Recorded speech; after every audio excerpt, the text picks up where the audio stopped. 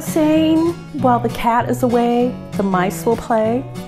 That's what happened when Lee was on his last business trip. I decided to go to the boat for 2 weeks. I wanted to do some painting, and I also wanted to escape the cold that was starting to invade Central California. My stalwart friend Vickie, who upon hearing of my plans, volunteered to accompany me in my adventure. We set off from home in the late afternoon, timing our trip to include a little nap in the early morning hours at a rest stop south of Phoenix, before crossing at the Mariposa Gate at Nogales just after it opened at 6 in the morning. The road is now becoming familiar, and it was with eager anticipation that I looked for the bug exterminator advertisement just south of Hermosillo and the communication towers overlooking Guaymas, which, when approaching from the north, are visible a great distance away. Upon our arrival at the yard, I noticed quite a few empty spots and a lot more people in residence on their boats than there had been in October. In fact, La Brisa's sister ship, the other Baba 35 in the yard, Compass Rose, was gone. The next morning, just as we were having breakfast, we heard the drone of a motor and were greeted by the soon-to-be familiar sight of the travel lift. We watched from La Brisa as the owners of Fandango prepared her for the lift. This is the busy season at the yard, with people arriving each day from cold climates, eager to ready their boats to be splashed and enjoy the prime cruising season on the Sea of Cortez. Virtually every day there was at least one boat being splashed, and sometimes as many as 3. Splashing is usually timed to coincide with high tide, with the boat drawing the most water getting the preferential spot due to the shallow water in this part of the bay.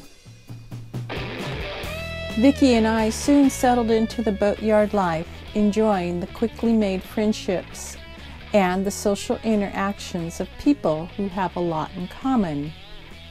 Within a few days, we were participating in a potluck and had an invitation to happy hour with Ron and Diane aboard their junk-rigged boat, Batwing, at the Almost Free docks. One of our acquaintances remarked that the friendships formed in the yard were the closest friendships she formed during her period of cruising, and when the boats splashed and went their different directions, it was like family leaving. We too were sad to see newly made acquaintances splash and leave, but also happy for them at the same time, knowing they were setting off on their adventure. Lest you get the wrong impression, Vickie and I didn't spend all our time socializing and checking out interesting eating places. We actually did get a few things accomplished while we were at the boat. In the continuing quest to brighten up the interior of the cabinets and the lazarette, Vickie painted shelving while I indulged in boat yoga to paint the lazarette. Our boat came with a lot of parts and a lot of accumulated stuff from the previous owner's 20 years of cruising. We sorted through and rearranged several of the lockers, discarding and keeping items we deemed important. While I was in the lazarette, I discovered a problem with the starboard steering pulley mount, and Lee and I will go into more detail about it in a subsequent video. I know it's getting old, but another project. You will recall a few episodes ago, I discovered a mysterious green substance in the newly painted forward bilge, and later determined it was coming from the hoses leading to the holding tank. Additionally, the head smelled, and it appeared it would definitely need some work. After reading about the pros and cons of a composting head, we decided we wanted to give it a shot.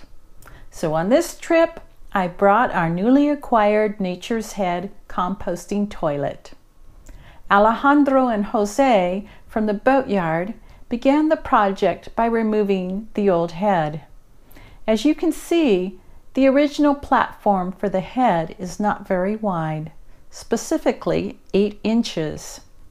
The new composting head requires a wider platform, and it was arranged with Alejandro that during my absence he would construct a platform that would help accommodate the new head, but still allow the teak floor grate to be removed. Jose removed the holding tank under the V-berth by cutting into the top of it to disconnect the plumbing that extended into the adjacent locker. Even though the previous owners had been dumping directly overboard, the holding tank contained several inches of noxious-smelling liquid. It was a nasty job. However, Alejandro and Jose soon removed the tank, and I began the job of disinfecting and cleaning up the leaked liquid. Unfortunately, this occurred on the last day of our stay, and when closing the boat up, there was still a strong, pungent odor.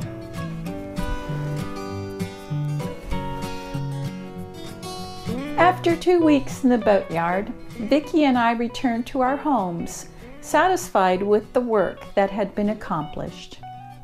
Lee and I spent a quiet Christmas with our youngest daughter at our home in Inyokern before going for a short stay at La Brisa over New Year's. Join us again and we will talk about our ever-growing list of projects. Will we ever splash?